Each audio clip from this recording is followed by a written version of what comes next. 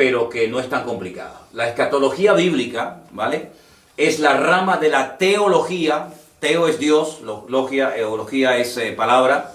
Es la rama de la teología que trata de los acontecimientos finales. Escatos significa último, logos, palabra o estudio. Entonces es el estudio de las palabras que tienen que ver con los últimos tiempos. Yo sé que no es una palabra que se suele utilizar habitualmente en nuestro vocabulario de cada día, pero para que ustedes sepan que cuando hablamos de escatología no estamos hablando de nada raro, sino es la rama de la teología que estudia los acontecimientos finales. Hay parte de la teología que estudia la figura de Dios, hay parte de la teología que estudia la angelología, todo lo que tiene que ver con el mundo de los ángeles, con los demonios y todo eso. Hay parte de la teología que tiene que ver con la salvación, etcétera, etcétera. Pero la parte de la teología que estudia los acontecimientos finales se llama escatología. En este caso, escatología bíblica. ¿De acuerdo? Entonces, es muy, muy importante que nos demos cuenta de un principio que funciona a la perfección. Y es que la Biblia se interpreta a sí misma. Esa es una regla de oro que hay que tener siempre presente. Lo que usted a lo mejor está leyendo en Daniel y no entiende, te vas a lo mejor al Apocalipsis y lo entiende, o viceversa. Vamos a hacer una prueba antes de entrar ya en materia, a explicar un par de capítulos muy fundamentales y necesarios de entender para poder entender el resto del tema de la escatología, para que ustedes se den cuenta lo importante que es entender otras cosas del libro de Daniel para poder interpretar adecuadamente el libro del Apocalipsis. Vamos a hacer un ejemplo. Vamos a ir, por ejemplo, al capítulo 13 del libro del Apocalipsis. El último libro de la Biblia, concretamente en el capítulo 13, los primeros versículos, vamos a leerlos para los hermanos que nos están escuchando. Apocalipsis 13, del 1 al 2. Y se van a dar cuenta que si ustedes no tienen una base bíblica para poder interpretar estos textos, ustedes no van a entender absolutamente nada, que es lo que les suele pasar a mucha gente, que cuando se quieren meter a estudiar escatología bíblica, como no tienen una base, el libro de Apocalipsis les aburre y entonces lo dejan para más adelante porque no entienden nada. Apocalipsis 13:1 dice: me paré sobre la arena del mar y vi subir del mar una bestia. Fíjense el dato que nos da aquí. Tenía 7 cabezas y 10 cuernos. Y en sus cuernos 10 diademas. Y sobre sus cabezas un nombre blasfemo. La bestia que vi era semejante a un leopardo. Sus pies como de oso. Y su boca como boca de león. Y concluye el versículo 2 diciendo que el dragón le dio 3 cosas. Le dio poder, le dio su trono y le dio grande autoridad. Ahora, está bien claro que este animal no existe. No hay ningún animal que se parezca a un leopardo, pero que cuando observa sus pies es como un oso y cuando habla es como un león. Entonces uno dice, esto no se puede interpretar literalmente. Detrás de esto hay un lenguaje simbólico. Cada animal, cada cosa que aquí nos proporciona el texto, tiene que significar algo, y como no sé lo que es ese algo, no entiendo el pasaje. Entonces lo que la gente hace es que lo descarta y ya digo, lo deja para más adelante. Entonces, lo primero que vamos a estudiar esta tarde es la figura o la imagen del rey Nabucodonosor. Y nos vamos al capítulo 2 del libro de Daniel.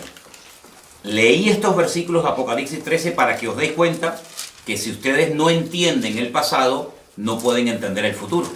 Entonces, en Daniel capítulo 2, es un capítulo extraordinario porque nos habla acerca de un sueño que el rey de Babilonia, en este caso Nabucodonosor, tuvo. Y entonces él dice que él quería saber su interpretación. Pero cuando él se reúne con todos los magos, sátrapas y adivinos de su corte, él les dice algo. Quiero que ustedes me interpreten el sueño que he tenido. Quiero saber lo que significa. Pero lo primero que quiero es que me digan qué fue lo que soñé. Y cuando yo vea que ustedes han sido capaces de contarme lo que yo soñé, entonces yo sabré que ustedes son capaces de interpretarme el sueño. Claro, esto nunca se había pedido. Las personas que estaban a su alrededor en la corte le dijeron, pero rey, ¿cómo te vamos a interpretar el sueño si no nos lo cuentas? Cuéntanos el sueño y nosotros te diremos lo que significa. Y él dijo, de eso nada. Si no me cuentan el sueño y a continuación su interpretación, los mando a matar a todos. Daniel, que vivía en el palacio del rey Nabucodonosor, pidió tiempo. Dijo, bueno, dame tiempo, vamos a orar, a ver si el Señor me quiere interpretar o me quiere dar la interpretación y a continuación también el sueño que has tenido. Vamos a Daniel capítulo 2. Después de orar y de buscar al Señor intensamente en oración, el Señor le reveló a Daniel lo que había soñado y lo que significaba ese sueño. Estamos en Daniel capítulo 2, versículo 27. Daniel capítulo 2, versículo 27. El misterio que el rey demanda, ni sabios, ni astrólogos, ni magos, ni adivinos lo pueden revelar al rey. Así de claro. Esto es imposible. Porque jamás en la historia había ocurrido que un rey quiere que le cuenten primeramente el sueño y después la interpretación.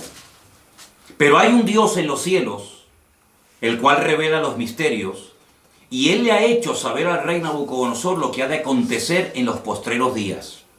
He aquí tu sueño y las visiones que has tenido en tu cama. Versículo 29.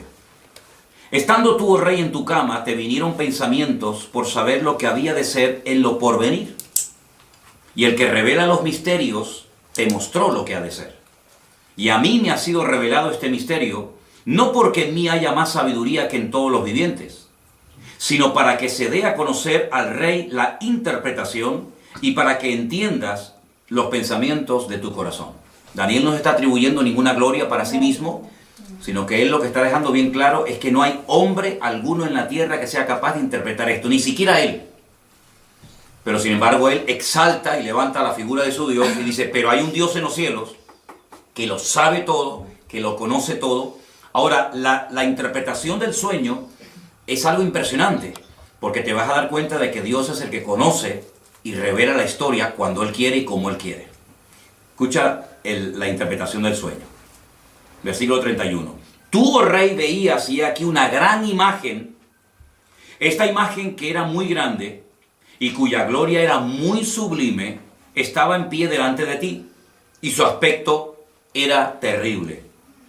La cabeza de esta imagen era de oro fino, solo la cabeza, su pecho y sus brazos de plata, su vientre y sus muslos de bronce, sus piernas de hierro, sus pies en parte de hierro y en parte de barro cocido. Estabas mirando hasta que una piedra fue cortada no con mano e hirió a la imagen en sus pies de hierro y de barro cocido y los desmenuzó.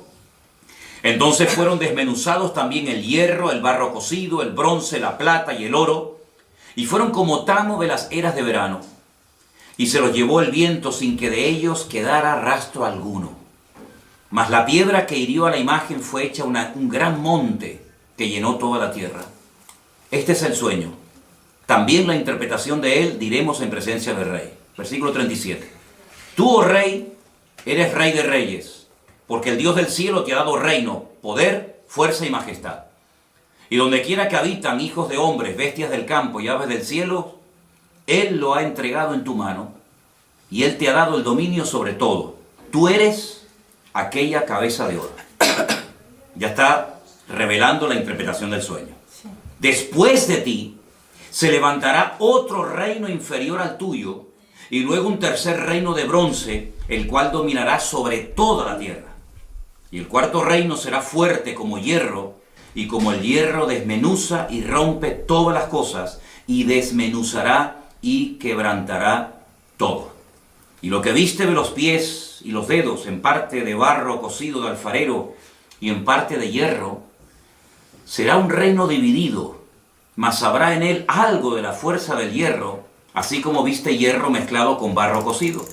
Y por ser los dedos de los pies en parte de hierro y en parte de barro cocido, el reino será en parte fuerte y en parte frágil. Así como viste el hierro mezclado con barro, se mezclarán por medio de alianzas humanas, pero no se unirán el uno al otro, como el hierro no se mezcla con el barro. Y en los días de estos reyes, el Dios del cielo levantará un reino que no será jamás destruido, ni será el reino dejado a otro pueblo. Desmenuzará y consumirá todos estos reinos, pero él permanecerá para siempre.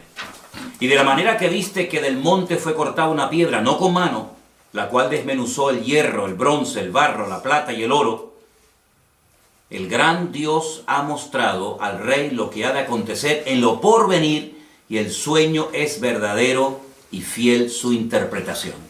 Claro, ante semejante revelación, este rey soberbio, que era el que gobernaba la tierra en aquel momento, dice que se postró sobre su rostro, se humilló ante Daniel y mandó que le ofrecieran presentes e inciensos. Es decir, vamos a ver, es que lo que Nabucodonosor está viendo es espectacular, porque si tú has sido capaz, por el poder de tu Dios, de recibir la revelación del sueño que yo he tenido, yo no tengo ninguna duda de que lo que tú me has interpretado es verdad. Es decir, la credibilidad que tú tienes a la hora de interpretarme el sueño te la da el hecho de que primero me has contado el sueño. Y esto es algo realmente descomunal. Ahora, tenemos aquí, lo íbamos a poner en la pantalla, pero nos falló a última hora el proyector. Tenemos aquí una imagen muy interesante de lo que soñó el rey Nabucodonosor. Ustedes pueden comprobar aquí la imagen, que está compuesta por 4 materiales diferentes. Tenemos la cabeza de oro, el pecho y los brazos de plata, el vientre y los muslos de bronce, fíjense que va de mayor categoría a inferior, y las piernas de hierro y los pies mezclados hierro y barro. Aquí, a este lado, tienen ustedes el nombre del imperio que representa o simboliza cada uno de estos materiales. El oro, recuerden esto, representa el imperio babilónico, que duró desde el 607 hasta el 539 antes de Cristo. Ese reino lo conoció Daniel, porque era el reino en el cual él vivía en aquel tiempo. Este fue el reino que atacó Jerusalén, que destruyó el templo, que se llevó cautivos a miles y a miles de personas, uno de ellos Daniel, ¿verdad? Y ese fue el reino que estaba en ese momento gobernando el mundo. Pero la profecía o la interpretación del sueño profético decía que cuando este reino cayera, porque no era un rey eterno, se levantaría otro reino.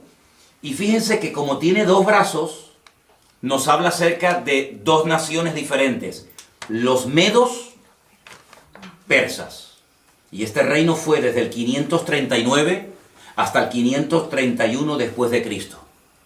Los medos persas. Los persas hoy en día siguen existiendo bajo el nombre de Irán. Los iraníes son persas. Y los medos no tienen tierra y serían hoy en día los famosos kurdos. Los kurdos, los que están siempre tratando de reclamar un trocito de tierra para ellos. Y esto, cuando tú miras atrás, claro, para Daniel esto era profético, esto no se había dado. Esto era, bueno, vamos a ver si esto es verdad. Pero tú sabes perfectamente que cuando miras atrás, no solamente porque la Biblia lo dice, sino porque la historia secular lo corrobora, efectivamente. Todo el mundo sabe que después de la caída del imperio babilónico, se levantaron y gobernaron muchas naciones de la tierra durante mucho tiempo, los medos persas. Pero ese imperio, que también lo conoció Daniel, pues cayó y se levantó un tercer imperio que lógicamente ya Daniel no pudo conocer, porque si no, este hombre ¿cuántos años va a tener? ¿Ve? Este imperio, que era el imperio de los griegos, del cual habla mucho la Biblia en el libro de Daniel, iría desde el 331 hasta el 168 antes de Cristo, y está representado por el vientre y los muslos de bronce, ¿vale? Y el rey más famoso de este imperio, sin lugar a dudas, fue Alejandro Magno, del cual indirectamente también habla la Biblia, y lo vais a ver en otras profecías y en otros capítulos del libro de Daniel. Pero el imperio... Perdón, ¿de sí. bronce o de cobre? ¿Perdón? ¿De bronce o de cobre? De bronce. Ahí pone cobre. Pone cobre. ¿Dónde está? Sí, bueno, pero bronce. Bronce. ¿Ok? Ese imperio, aunque fue un imperio muy importante que ejerció una influencia tremenda, prueba de ello es que el Nuevo Testamento se escribió en el idioma de esta gente, en el idioma de los griegos, ¿vale?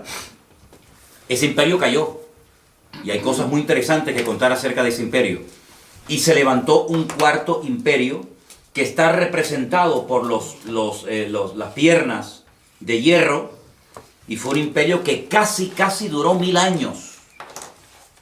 Ten en cuenta que de todos los miembros del cuerpo humano, el miembro más largo son las piernas. Y por eso las piernas representan al imperio romano. Pero hay dos piernas, y así como había dos brazos que representan a los medos y a los persas, también había dos partes del imperio romano muy importantes, Oriente y Occidente, ¿vale? La capital del imperio romano en Oriente, ¿cuál era? Constantinopla. Y la capital del imperio romano en Occidente era Roma, ¿vale? Este fue el imperio del Nuevo Testamento. Este es el imperio que conoció Cristo, que empezó en el 476 hasta el 900 y pico después de Cristo. De todos los 4 imperios que aquí se menciona en la Biblia, que iban a aparecer a lo largo de la historia de la humanidad, el único que encontramos en el Nuevo Testamento es el imperio de los romanos. Estos 3 ya habían desaparecido en la época de Cristo. El babilónico, el medo-persa y el griego ya no existían, aunque lógicamente dejaron mucho de su influencia. Y bueno, todavía se pueden ver vestigios y ruinas y monumentos de estos imperios, pero que desaparecieron antes de Cristo. El Antiguo Testamento, la Tanaj, como se llama en hebreo, nos relata la historia del imperio babilónico, nos relata la historia del imperio medo-persa, pero no dice absolutamente nada del tercer imperio, que es el imperio de los griegos. No tenemos información en nuestras Biblias sobre el imperio griego. Pero en el Concilio de Trento, siglo XVI, ¿vale? Concilio de Trento, siglo XVI, la Iglesia Católica, a través del Papa de turno, decidió por su cuenta y libre albedrío, meterle 7 libros más al Antiguo Testamento. Y uno de esos libros, yo les recomiendo que lo lean. Se llama Primera de Macabeos y Segunda de Macabeos. Por eso si alguien te dice, oye, ¿por qué la Biblia de ustedes tiene 66 libros y la de los católicos tiene 72? ¿Es que ustedes le han quitado libros? No, es al revés. No es que nosotros le hayamos quitado libros, es que ustedes le han metido libros. Ustedes le han metido 7 libros más en el Concilio de Trento, siglo XVI. Esos libros, por ejemplo, se llaman Sabiduría, Judith, Tobías, Primera y Segunda de Macabeos. Y esos libros de Primera y Segunda de Macabeos son la historia, son la historia de la influencia del imperio griego durante el tiempo que se dividió el imperio griego. Cuando Alejandro Magno se muere, pues se divide en 4, que ya hablaremos en su momento acerca de eso, y entonces el Antiguo Testamento termina contándonos la historia de los medos persas, pero claro, si tú estás estudiando esta profecía, tú dices, bueno, pero ¿y entonces los griegos? Es que el Antiguo Testamento no termina contándote la historia de los griegos. Y cuando empiezas el Nuevo Testamento ya te encuentras a los romanos, Poncio Pilato, el César de Roma, etcétera, etcétera. Entonces tú dices, ¿qué pasó con el tercero? Bueno, tú sabes, o debes saber, que entre el Antiguo Testamento y el Nuevo Testamento hay 400 años de silencio, donde no se cuenta nada, ¿vale? Y entonces por eso los griegos no aparecen en el Antiguo Testamento, pero estaba profetizado por el Señor de que habría un tercer imperio llamado el imperio de los griegos, de los macedonios, ¿de acuerdo? Entonces lo que tienen que aprenderse sí o sí de memoria, y no es tan complicado, son 8 palabras: oro, plata, bronce y hierro. Mira qué fácil: oro, plata, bronce y hierro. Babilonia, Medo-Persia, Grecia y Roma. Ya está. Con esos 4 materiales, ustedes saben que la interpretación del sueño del rey Nabucodonosor consistía en revelarle al rey Nabucodonosor la historia de 4 imperios que tendrían mucho que ver con el pueblo de Dios. tanto en el Antiguo como en el Nuevo Testamento. Podríamos contar cientos de cosas de cada uno de los imperios. Por ejemplo, este imperio, el babilónico, fue el que destruyó el primer templo, por ejemplo, ¿vale? Fue el segundo imperio, el de los medos persas, el que permitió la reconstrucción del segundo templo, por ejemplo, ¿verdad? Ahí está, en este segundo periodo, en este segundo templo, está la historia del famoso libro de Esther, donde está Asuero, donde está el rey Artajerjes, el rey Darío, ¿vale? El rey Ciro. Todo eso ocurre bajo el gobierno de los medos persas, el segundo imperio que hubo, ¿vale? Hay muchas cosas que se pueden contar acerca de cada uno de estos imperios. Fue el cuarto imperio el que, por así decirlo, inventó el sistema de muerte más despiadado y humillante del mundo, que es la crucifixión, y era el que estaba profetizado que emplearían con la figura de Cristo. Por eso el Mesías no podía haber nacido antes del Imperio Romano, porque prácticamente no existía la crucifixión, ¿vale? Fue el Imperio griego, con su cultura y su filosofía y su idioma tremendamente rico, el que utilizó el Señor para la traducción de la Biblia por primera vez. La primera vez que se tradujo la Biblia, el Antiguo Testamento, ¿vale? El Nuevo Testamento aún no estaba escrito, fue en el idioma griego. Y esa versión se conoce como la versión o la Biblia de la Septuaginta. Porque se llevaron a 70 intérpretes de la Biblia a la ciudad de Alejandría y allí se les pidió que tradujeran la Biblia. Y esa primera traducción se llamó la Biblia de la Septuaginta. ¿De acuerdo? Ahora bien, esta imagen fue un sueño que tuvo el rey Nabucodonosor. Ahora pueden entender ustedes la soberbia de este rey cuando le dice Daniel: tu reino es solamente la cabeza de oro. Pero cuando tu reino caiga, se levantará un segundo, un tercer y un cuarto imperio. Pero si ustedes siguen leyendo el libro de Daniel, se van a dar cuenta que en el capítulo 3, él manda a construir una imagen toda de oro, desde la cabeza hasta los pies. Como diciendo: yo no reconozco, yo no acepto, por mucho que se haya humillado y por mucho que haya reconocido que el Dios de Daniel era el verdadero. Hay un momento en el que él reflexiona y dice: ¿cómo?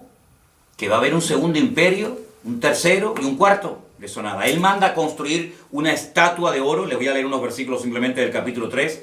El rey Nabucodonosor, verso 1, hizo una estatua de oro cuya altura era 60 codos, su anchura era de 6 codos.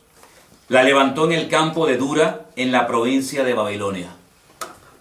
Un atentado contra la revelación divina, como diciendo: toda la estatua va a ser de oro porque mi reino va a durar eternamente y para siempre. Y ese fue el gran milagro de aquellos 3 jóvenes que dice la Biblia que no quisieron postrarse ante la imagen de oro y fueron arrojados dentro de un horno de fuego, y el Señor los salvó milagrosamente de la muerte. Y otra vez el rey Nabucodonosor cae de rodillas y reconoce que el Dios de estos chicos es el Dios verdadero. Pero bueno, vendrán otros momentos en los que demostrará su soberbia y su orgullo, porque a pesar de las cosas tremendas que está viendo, él sigue, como decimos aquí, R con su actitud, ¿no? De no querer reconocer las cosas. Entonces, queda claro la interpretación de este sueño. Queda claro, ¿no? ¿Vale? Los 4 imperios ya forman parte de la historia. Pero ¿qué es lo que ocurre? En el capítulo 2 del libro de Daniel es donde aparece este sueño con su correspondiente interpretación. Pero, a su vez, Daniel también tiene un sueño. En el capítulo 7. Entonces vamos al capítulo 7 del libro del profeta Daniel y vamos a leer algunos versículos en esta tarde. ¿Los hermanos de Bélgica nos están escuchando bien? Ok, perfecto. Les mandamos un saludito a todos los hermanos de Bélgica. Y a todos los que nos están viendo de muchas partes, hermanos de Estados Unidos y de México y de muchos lugares. Que el Señor les bendiga a todos. Daniel capítulo 7. Y van a ver lo importante que es entender la interpretación de este sueño que tuvo Daniel para poder entender los primeros versículos que leímos en esta tarde de Apocalipsis capítulo 13, donde no se entendió nada, pero vais a ver qué importante. Daniel capítulo 7, voy a pedirles a algunos de ustedes que lea un versículo, yo leo el siguiente, pero tienen que leerlo fuerte porque estamos grabando, ¿de acuerdo? Daniel 7:1. En el primer año de Belsasar, rey de Babilonia, tuvo Daniel un sueño. ¿Ven? Ya no está Nabucodonosor como rey, ahora es Belsasar, pero sigue estando el reino de Babilonia. Tuvo un sueño y visiones de su cabeza mientras estaban en su lecho. Luego escribió el sueño y relató lo principal del asunto. ¿Alguien que lea el versículo 2? Daniel dijo: miraba yo en mi visión de noche, y he aquí que los 4 vientos del cielo combatían en el gran mar. Versículo 3 dice, y 4 bestias grandes diferentes la una de la otra subían del mar. La primera era como león y tenía alas de águila. Yo estaba mirando hasta que sus alas fueron arrancadas y fue levantada del suelo y se puso enhiesta sobre los pies a manera de hombre y le fue dado corazón de hombre. Versículo 5. Y aquí otra segunda bestia, semejante a un oso, la cual se alzaba de un costado más que de otro. Tenía en su boca 3 costillas entre los dientes, y le fue dicho así: levántate y devora mucha carne. Después de esto miré, y he aquí otra, semejante a un leopardo, con 4 alas de ave en sus espaldas. Tenía también esta bestia 4 cabezas, y le fue dado dominio. Después de esto miraba yo en las visiones de la noche, y aquí la 4ª bestia, espantosa y terrible en gran manera, fuerte, la cual tenía unos dientes grandes de hierro, devoraba y desmenuzaba, y las obras hollaba con sus pies, y era muy diferente de todas las bestias que vi antes de ella, y tenía 10 cuernos. Mientras yo contemplaba los cuernos, he aquí que otro cuerno pequeño salía entre ellos, y delante de él fueron arrancados 3 cuernos de los primeros. Y he aquí que este cuerno tenía ojos como de hombre, y una boca que hablaba grandes cosas. Estuve mirando hasta que fueron puestos tronos, y se sentó un anciano de días, cuyo vestido era blanco como la nieve, el pelo de su cabeza como lana limpia, su trono llama de fuego, y las ruedas del mismo fuego ardiente. Un río de fuego procedía y salía de delante de él. Millares de millares le servían, y millones de millones asistían delante de él. El juez se sentó, y los libros fueron abiertos. Yo entonces miraba a causa del sonido de las grandes palabras que hablaba el cuerno, miraba hasta que mataron a la bestia, y su cuerpo fue destrozado y entregado para ser quemado en el fuego. Había también quitado a las otras bestias su dominio, pero les había sido prolongada la vida hasta cierto tiempo. Estamos en el versículo, 13. ahora el 13. Miraba yo en la visión de la noche, y aquí con las nubes del cielo venía uno como hijo de hombre, que vino hasta el anciano de días, y le hicieron acercarse delante de él. Y le fue dado dominio, gloria y reino, para que todos los pueblos, naciones y lenguas lo sirvieran. Su dominio es dominio eterno, que nunca pasará, y su reino es uno que nunca será destruido. Se me turbó el espíritu a mí, Daniel, en medio de mi cuerpo, y las visiones de mi cabeza me asombraron. Me acerqué a uno de los que asistían y le pregunté la verdad acerca de todo esto, y me habló y me hizo conocer la interpretación de las cosas. Escuchen, estas 4 grandes bestias son 4 reyes que se levantarán en la tierra. Primer dato interesante, verso 18. Después recibirán el reino los santos del Altísimo, y poseerán el reino hasta el siglo, eternamente y para siempre. Entonces tuve deseo de saber la verdad acerca de la 4ª bestia, que era tan diferente de todas las otras. Espantosa en gran manera, tenía dientes de hierro, uñas de bronce, que devoraba y desmenuzaba, y las sobras hollaba con sus pies.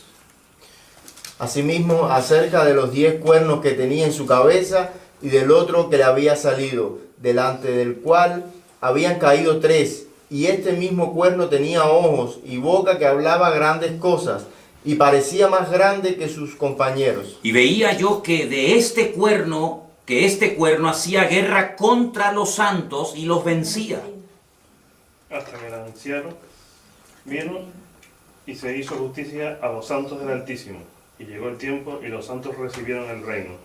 Podríamos seguir leyendo todo el resto del capítulo que no tiene desperdicio, y creo que es bueno que lo leamos, porque lo que más le llamó la atención a Daniel fue la cuarta bestia, sobre todo, ¿no? Dice que la cuarta bestia será un cuarto reino en la tierra, el cual será diferente de todos los otros reinos, y a toda la tierra devorará, trillará y desmenuzará. Despedazará, perdón.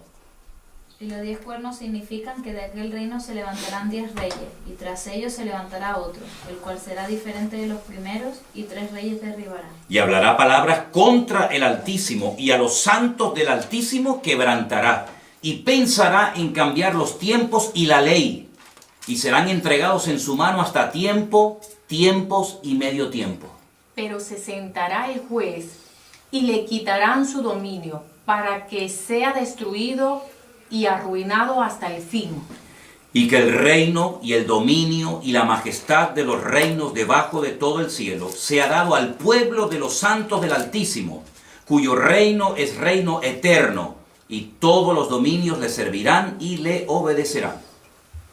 Aquí fue el fin de sus palabras. En cuanto a mí, Daniel, mis pensamientos me turbaron y mi rostro se demudó, pero guardé el asunto en mi corazón. Tremendo las visiones y los sueños que esta gente tenía, ¿verdad? Ya el primer sueño del rey Nabucodonosor quedó interpretado. Ahora vamos a interpretar, vamos a decir qué es lo que significan estas 4 bestias que ustedes tienen aquí en la imagen. No sé si se verán bien, porque depende de donde estén sentados, se ve mejor o peor. Primer animal que vio Daniel, un león con alas. Un león con alas. Segundo animal que ve, un oso con 3 costillas en la boca, y dice que está apoyado sobre una pierna más que de otro. Luego, ahí hay una falta de estabilidad tremenda. Tercer animal que ve, un leopardo con 4 cabezas. Y la cuarta bestia que ve, una cabeza, 10 cuernos, terrible, espantosa, destructiva, sin piedad, sin misericordia, y fue algo que le espantó tanto a Daniel que él más que nada quería saber qué significaba, qué representaba la cuarta bestia. Ahora, la interpretación de qué representan estos animales es exactamente la misma que la interpretación del capítulo 2 de Daniel. La cabeza de oro representaba a Babilonia, ¿sí o no? Sí. Al lado de la cabeza pongan el león con alas, representa también a Babilonia. Es lo mismo. Lo que pasa que Daniel, como siervo de Dios, ve la ferocidad de los reinos, mientras que, digamos que Nabucodonosor, como rey, lo que ve es la grandeza de los reinos, el oro, la plata, etcétera, etcétera, ¿no? Lo rápido que atacaba ese imperio está representado por las alas del león, ¿verdad? El oso representa a los medos persas, exactamente igual. Uno de los dos era más fuerte que el otro. Los persas eran más fuertes que los medos, y por eso está apoyado sobre una pata más que de otra. Las 3 costillas que lleva en la boca representan 3 naciones, que le voy a decir qué naciones representan. Tengo aquí otra Biblia. Apunten que esas 3 costillas en la boca representan a Babilonia, Lidia y Egipto. Babilonia, Lidia y Egipto. Lidia. Lidia. Hay un lugar que se llama Lidia, no Lidia. Y Egipto. Perdón, no Libia. No, Lidia. Lidia. Como el nombre de... Lidia, con D. Babilonia, Lidia, Y Egipto. Lidia. El leopardo de 4 cabezas representa al imperio de los griegos.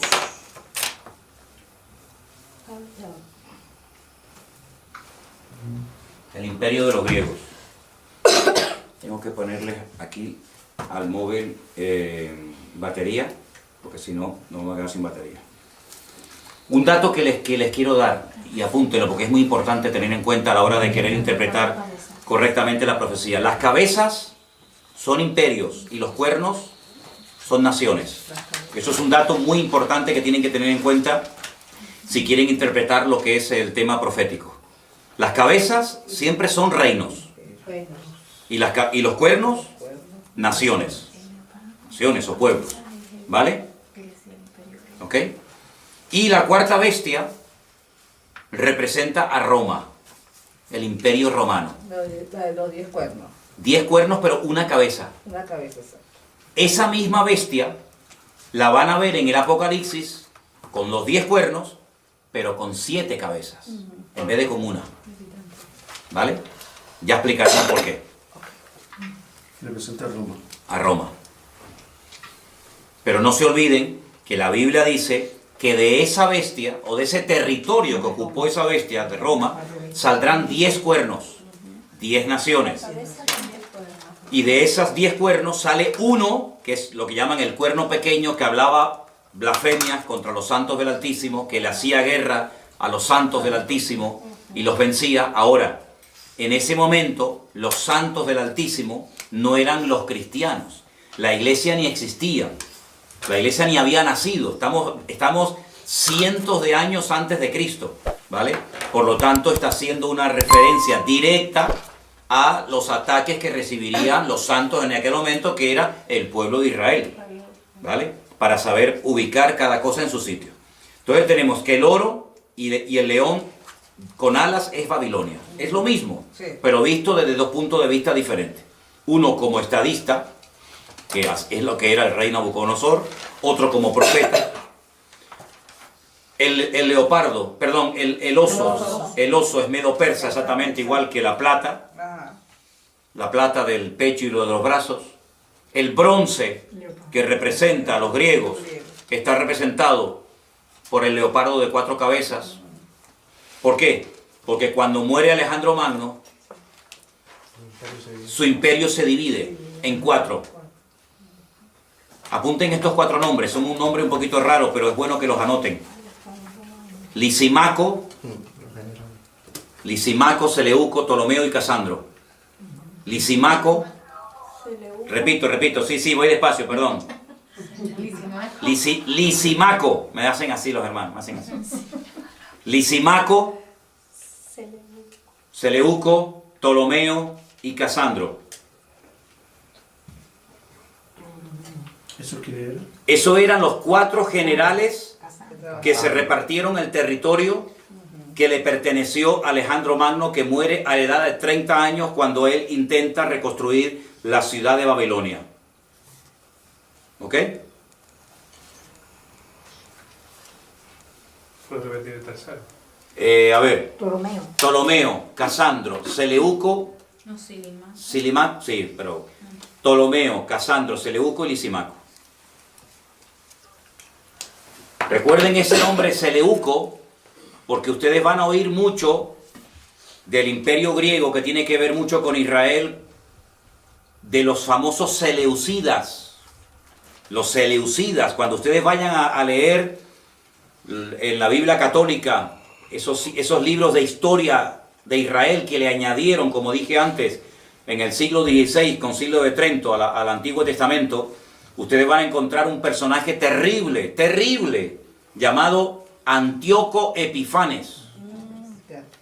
Ese era un seleucida, porque el imperio romano se dividió en 4 y la parte que a él le correspondió era la parte que conocemos hoy en día como Israel. Y este es el que coge un cerdo y lo sacrifica en el altar en el templo de Jerusalén. Porque podríamos hablar mucho, largo y tendido, acerca de las estrategias de estos 4 imperios. Por ejemplo, el primero destruyó el templo. Él no quería que hubiera ningún templo más que el de ellos. Pero el segundo imperio manda a construir el templo. El tercer imperio no lo destruye, pero lo profana. Y el cuarto imperio lo vuelve a destruir. Entonces son las distintas estrategias de Satanás a lo largo de la historia, de cómo él ataca al pueblo de Dios. Uno lo destruye, a otro intenta que se asimilen a la cultura de los griegos. De hecho, el templo en la época de los griegos se había convertido en una especie de gimnasio, donde tenían sus ídolos y sus estatuas, ¿te dan cuenta? Entonces todo esto es muy interesante que lo sepa. Y la cuarta bestia la cuarta bestia, es nada más y nada menos que Roma, ¿sí? Vamos a ponerles aquí, los hermanos, para que sigan viendo el estudio, ¿ok? De acuerdo. Les voy a poner aquí una imagen. Aquí tienen ustedes, por ejemplo, ¿veis? Al oso, ¿veis? El oso con las 3 costillas en la boca, representa a los medos persas, ¿sí? Vamos a ver si puedo ponerles otras imágenes, porque a veces, como dice el refrán, una imagen vale más que 1000 palabras, ¿no? Tenemos, por ejemplo, miren esta imagen de este... Aquí tenemos el león. El león con las alas. ¿Quién era el león con las alas? Babilonia. Ahí lo tenemos. Bueno, en algunos lugares, aquí en Santa Cruz, hay edificios que en lo alto tienen un león con alas. De hecho, hay una compañía de seguros. Hay una compañía de seguros que su símbolo es el león con alas. Y hay edificios de los antiguos masones en Santa Cruz de Tenerife que aparecen en las fachadas y en las azoteas leones con alas, porque se identifican con el imperio de Babilonia. La palabra Babilonia viene de Babel, que significa confusión. Esa famosa torre de Babel, allí se estaba construyendo. ¿Y cuál era la capital en aquel tiempo de esta gente? Pues era Nínive, a donde quería mandar el Señor a su siervo, el profeta Jonás, ¿no? Entonces, vamos a ir otra vez a Apocalipsis capítulo 13 y vamos a cambiar las palabras que aparecen ahí por los nombres de los imperios. Y vas a ver cómo lo vas a entender ahora perfectamente. Al principio, Apocalipsis 13, 1 y 2, lo leímos y nadie entendió nada. Ahora vas a ver que lo vas a entender perfectamente con esta pequeña explicación que te he dado. ¿Alguien que me lea los 2 primeros versículos, por favor? Me paré sobre la arena del mar y vi subir del mar una bestia que tenía 7 cabezas y 10 cuernos, y en sus cuernos 10 diademas y sobre sus cabezas un nombre blasfemo. Ok, ahora vamos a sustituir el nombre de los animales por los imperios que representan. Vuélvelo a leer otra vez, por favor. Ustedes allí en Bélgica y los hermanos que nos ven por ahí, inténtenlo hacer en casa, pero cambiando el nombre del animal y sustituyéndolo por el imperio que representa o simboliza. Ok, otra vez. Me paré sobre la arena del mar y vi subir del mar una bestia. En otro versículo que ya les daré, el mar representa las naciones, ¿vale? Tenía 7 cabezas, 10 cuernos, en sus cuernos 10 diademas, sobre sus cabezas un nombre blasfemo, y la bestia que vi era semejante a... Un leopardo. ¿Y quién es el leopardo? El imperio griego. Griego. Griego. La bestia que vi era semejante, se parecía a un griego. Sus pies, es decir, la forma como se movía, la forma como actuaba, era como de un persa, de un medo persa. Y la forma como hablaba o se comunicaba o se expresaba como un babilónico. Entonces hay una mezcla, porque ven que el león es Babilonia, el leopardo es Grecia, el oso son los medos persas y la bestia es Roma. Pero ahora ya no es un animal el que representa un imperio, sino que ahora es una mezcla, lo que representa a esta última bestia, y esta bestia de la cual se está hablando aquí en Apocalipsis 13, es el anticristo. En Apocalipsis capítulo 13, ya lo estudiaremos en su momento, se habla de 2 personajes. Una bestia, que es el anticristo, y otra bestia, que es el falso profeta. Otro personaje completamente diferente. Digamos que el anticristo va por la línea política, es el político de turno, el que gobierna, y el falso profeta es el que se encarga, digamos, de lo religioso, de lo espiritual, por decirlo de alguna manera. Entonces uno dice, bueno, si el anticristo, o la bestia, como se lo llama en el Apocalipsis, es semejante a un leopardo o a un griego, uno tiene que indagar y estudiar fuera de la Biblia cómo era el estilo de vida de la gente griega. Y uno dice, era gente que le daba una importancia tremenda al aspecto físico. Miren la cantidad, yo no sé en otros países, pero alrededor de nuestra iglesia hay 7 gimnasios y todos llenos. Es decir, es un hombre que le va a dar una importancia tremenda a la imagen, al aspecto físico. Es interesante. Una persona que se va a cuidar, una persona que va a dar una imagen atractiva, una imagen llamativa, porque así eran los griegos, se cuidaban hasta decir basta. Pero cuidado porque eran bisexuales la mayoría de los griegos, les gustaba tanto las mujeres, como los hombres, como los niños, como los animales, como lo que apareciera. Estamos viviendo unos tiempos donde hoy en día hay mucha gente que dice, no, a mí me gustan las mujeres, me gustan los hombres, terrible. Eran hedonistas, es decir, el placer como meta, el placer como objetivo. Pasarlo bien, disfrutar de la vida, sean drogas, sea sexo, sea lo que sea, así eran los griegos. Eran gente culta. La cuna de toda la filosofía tiene su origen en Grecia. Eran gente culta, no eran estúpidos, no eran ignorantes, eran gente culta. Luego, sabían expresarse, sabían hablar. Lean los discursos ustedes de Platón, de Aristóteles, de Sócrates. Eso es alucinante, la riqueza del vocabulario, ¿verdad? La demagogia que utilizaba aquella gente, la oratoria que tenían, todo eso lo va a tener este tipo, ¿verdad? Porque se va a parecer a un griego. Pero además dice que sus pies, su forma de actuar, era como de un oso. Y los osos son los persas. Claro. Oigan hablar ustedes a los persas. Te cautivan. Hablan así, muy suave. Calmado. No es como los árabes que hablan muy brusco, muy cerrado, muy bruto el idioma, ¿no? El persa es muy suave en su forma de hablar, muy tranquilo, te cautiva. ¿No han visto los gatitos persas, lo lindos que son? Son así los persas, son cautivadores, son seductores, te atrapan, su forma de ser es impresionante. Pero dice la Biblia que su boca es como la de un león, destructivos a más no poder.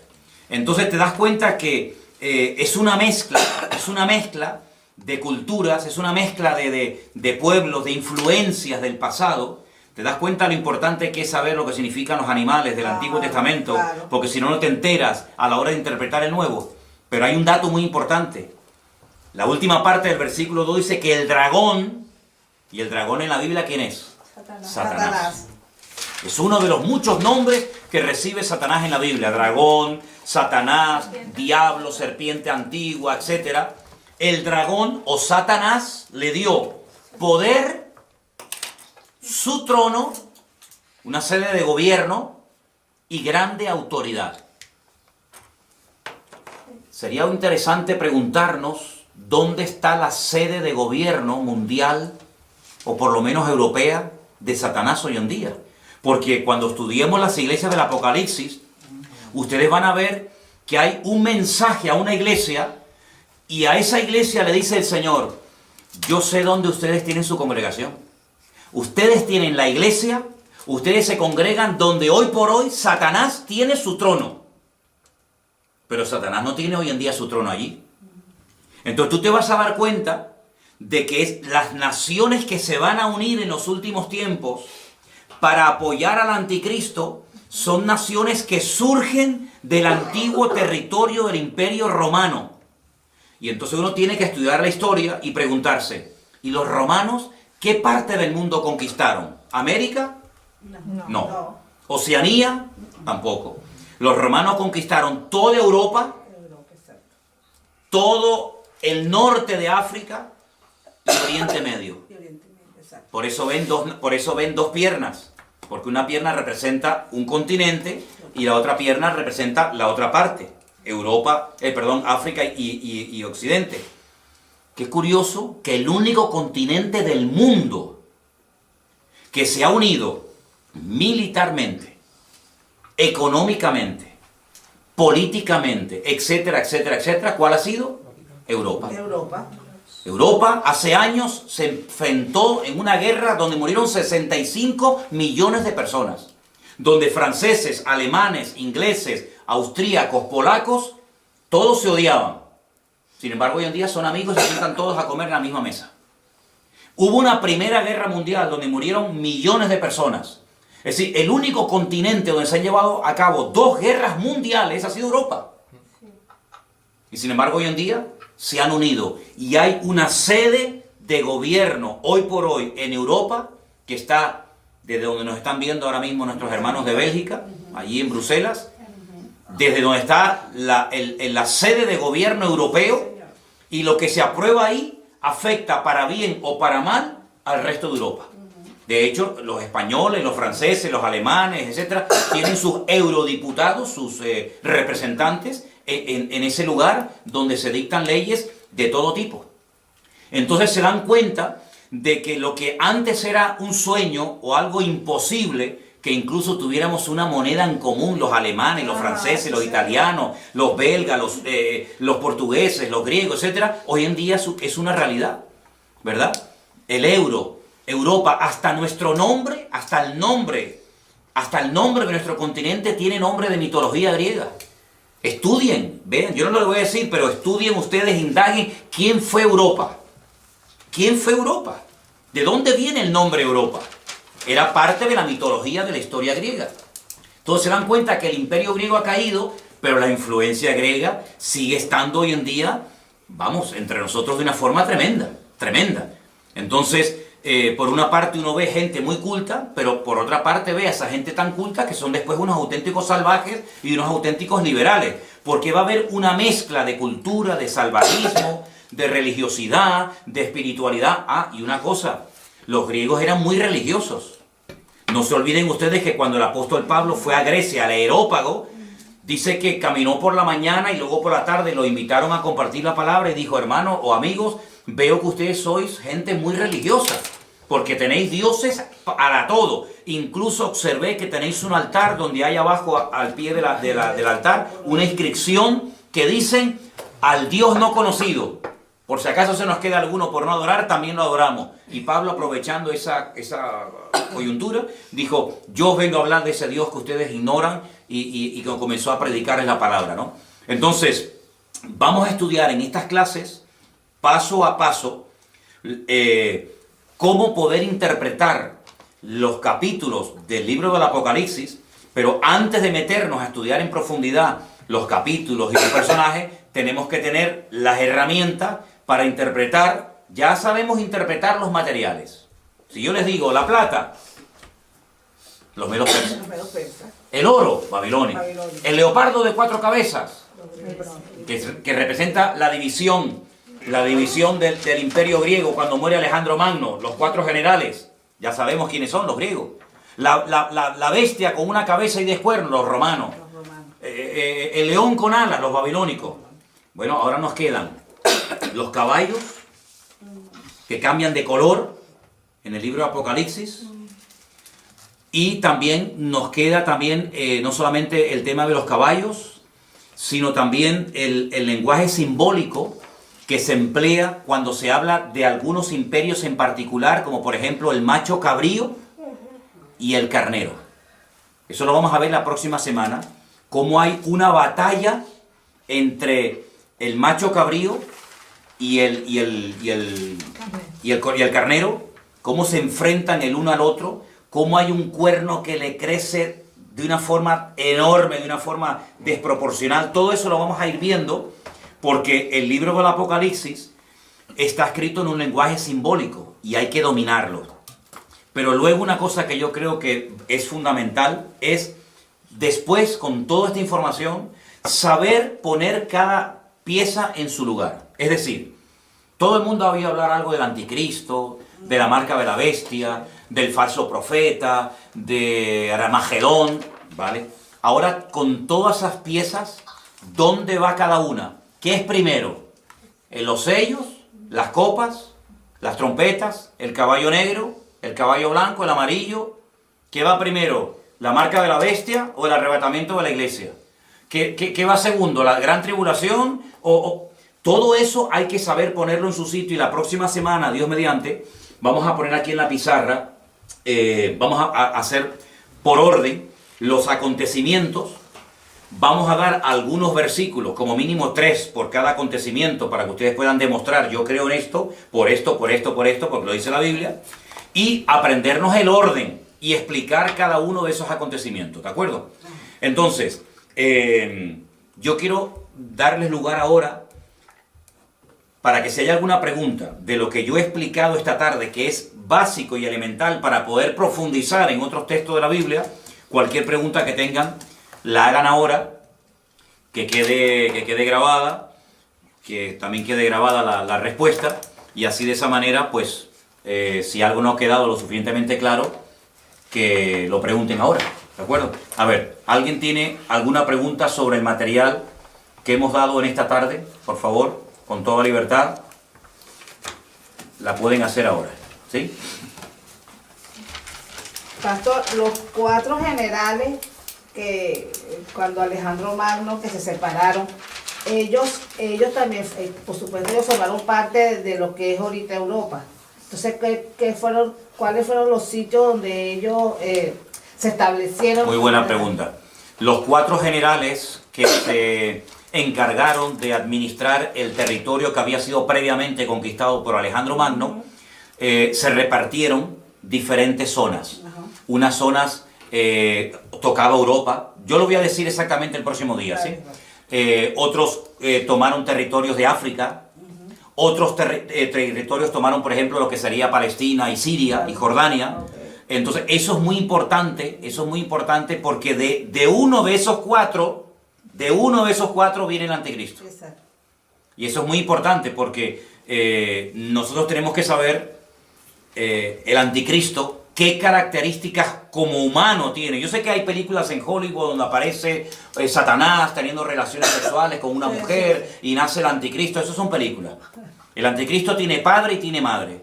El anticristo es un político de carne y hueso que se dará a conocer, que tendrá un poder tremendo, una influencia tremenda a nivel mundial, que tendrá apoyo militar, apoyo económico, apoyo político de muchas naciones y que va a llevar en un principio a muchas naciones, digamos, a la prosperidad, a la abundancia, etcétera, pero que al final quebrantará todos los pactos y acuerdos y convenios que previamente había firmado y establecido, incluido uno con el pueblo de Israel, ¿verdad? Les traicionará y entonces se volverá el peor gobernante de todos los tiempos, con matanzas y con guerras y con injusticias tremendas, ¿no? Pero muy importante la pregunta que tú has hecho, porque tenemos que saber esos 4 generales qué territorio dominaban. Por eso dije antes los famosos seleucidas, sí. Los seleucidas, la famosa guerra de los asmoneos, la famosa guerra de los macabeos. La palabra macab significa en hebreo martillo. Los macabeos eran los que golpeaban, los que intentaban golpear y destruir al imperio de los griegos, que por un tiempo lo consiguieron, cuando volvieron a consagrar el templo de Jerusalén. De ahí viene la famosa fiesta de Hanukkah y todo eso, que ya lo explicaremos en su momento. Pero la próxima semana te digo exactamente el territorio que ocuparon, ¿de acuerdo? ¿Alguna pregunta que ustedes quieren hacer? O los que me están viendo en directo quieren hacer alguna pregunta sobre la clase de hoy. Quiero que quede bien clara la interpretación, la explicación de Daniel 2 y Daniel 7. Por hoy, con eso, nos podemos dar por satisfechos. Y ya la próxima semana, si Dios quiere, estudiaremos las otras partes. Ahora, finalmente quiero mostrarles esta imagen, que ya es una mezcla de los diferentes imperios que ustedes ya conocen. Aquí está la bestia con los 10 cuernos. Ven que tiene algo del oso, ven que tiene algo del leopardo, ven que tiene algo del león. Es una forma simbólica de describir la naturaleza y la esencia de este personaje siniestro llamado el anticristo. ¿Vale? A través de figuras de animales te dice cómo es esta persona. ¿Vale? Dime. Sí, o sea, eso es el anticristo. Esto es simplemente una imagen, una representación de cómo va a ser. El anticristo es un ser humano. Con nombre, apellido, con pasaporte, con huellas digitales, con padre, con madre, todo. Lo que pasa, ¿cómo describir a ese personaje? ¿Cómo podemos describir su forma de actuar, su forma de pensar, su forma de reaccionar? Bueno, pues a través de aquellos animales que en el Antiguo Testamento representaban imperios que existieron, y entonces se hace una especie de mezcla de esos animales para describir cómo es su naturaleza como persona. ¿Sí? ¿Quedó claro? ¿Sí? ¿Ok? ¿Alguna pregunta más? la otra bestia y el dragón irán por separado, pero tendrán, claro, estarán interconexionados con, Totalmente. con la misma... Sí, la primera bestia del Apocalipsis 13, que surge del mar, dice en el versículo 1, vi subir del mar una bestia, y la describe. La otra, la del versículo 11, dice, después vi otra bestia que subía de la tierra, y tenía cuernos semejantes a los de un cordero, pero hablaba como un dragón. Son dos bestias diferentes, pero están, vamos, totalmente unidas, vinculadas, se apoyan mutuamente, porque dice que esta bestia, el falso profeta, como se le llama, hace que adoren y que sigan a la primera bestia, pero lo curioso es que después la primera bestia destruye a la segunda bestia. Primero se apoyan y luego se matan entre ellos, que es lo que muchas veces hemos visto. Los cananeos, aquellas 7 naciones de Canaán, eran los filisteos, los amorreos, en fin, todas las naciones se odiaban, se mataban entre ellos, pero cuando tenían un enemigo en común, se unían para hacer fuerza, para pelear contra Israel, pero luego después entre ellos se mataban, y entre ellos se odiaban, ¿no? Como por ejemplo pasa hoy en día en el mundo árabe, que se odian entre ellos, se matan entre ellos, pero luego cuando tienen que pelear con un enemigo más poderoso que ellos, se unen, pero es como el barro con el hierro, que dice que así como no pega, se quieren unir naciones que tienen un enemigo en común, pero en el fondo no dejan de odiarse, ¿no? Y de matarse el uno al otro, ¿no? Tremendo. ¿Vale? Y por ejemplo, sí. En este caso, ahora se va a firmar el 14 de mayo, que se cumple justamente el tiempo de independencia de creación de Israel, este movimiento ecuménico que se está haciendo con que se quiere firmar ahora en mayo con el Papa, el Vaticano.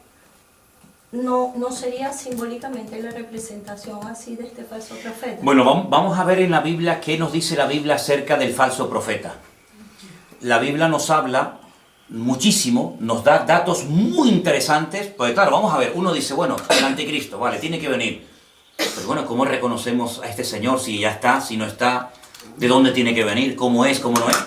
La Biblia te da un montón de información, porque si no, ¿para qué me dice que va a venir el anticristo si no me dice cómo va a ser y cómo tengo que reaccionar? El falso profeta. Sí, va a venir un falso profeta y tal, que parece un cordero a priori, pero que luego cuando habla es un demonio. Pero ¿cómo puedo reconocerlo? La Biblia nos da unos datos hasta de cómo se visten, hasta de cómo se van a vestir, cómo van a actuar. Entonces, claro, con todos esos datos, tú los analizas y comienzas a descartar. Bueno, estas características las cumple, por ejemplo, este sector o esta religión, ¿sí o no? No, entonces esto no puede ser. ¿Y estas características pegan con esta religión? Pues no. ¿Y estas características que me dice aquí la Biblia pegan con esta? Dice, ostras, pues sí, pega muchísimo. Porque además te dice hasta dónde va a tener su sede de gobierno. Exacto. Desde dónde van a gobernar. Entonces, claro, ante estos datos, uno que vamos a suponer que uno es imparcial, ¿no? Y uno dice, bueno, yo quiero saber, ¿esta gente quiénes son? Pues tengo que coger a los budistas, tengo que coger a los musulmanes, tengo que coger a los hinduistas, tengo que coger a los católicos, tengo que coger a todo el mundo, y por descarte tengo que ir seleccionando y diciendo, bueno, pues las características que me proporciona la Biblia pegan más con esta gente que con aquellos. Entonces todo eso lo vamos a ver porque la Biblia, y sobre todo el Apocalipsis, se escribió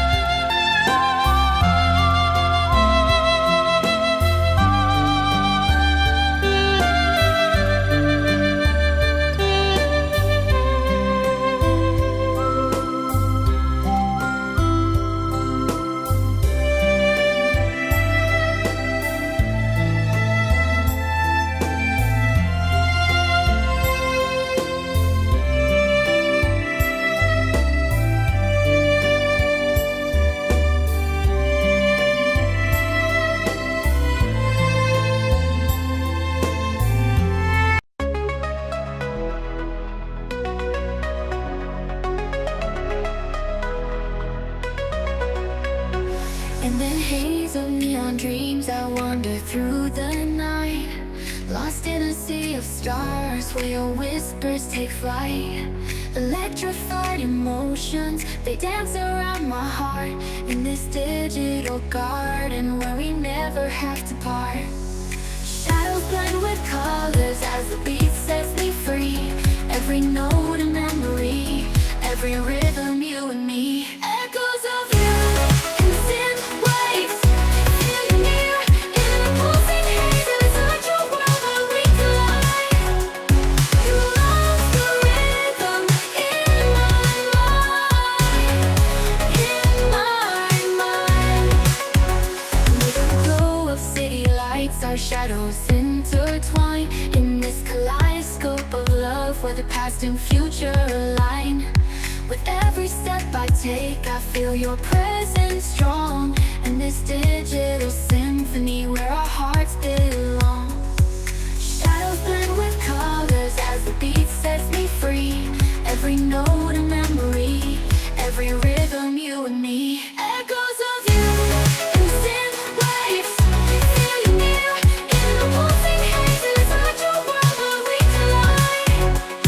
You love the rhythm in my mind, in my mind. And in silence between the beats I find your voice. In the flicker of the lights I see your choice. Together in this dream we'll never fade. In the echoes of our love we'll always stay.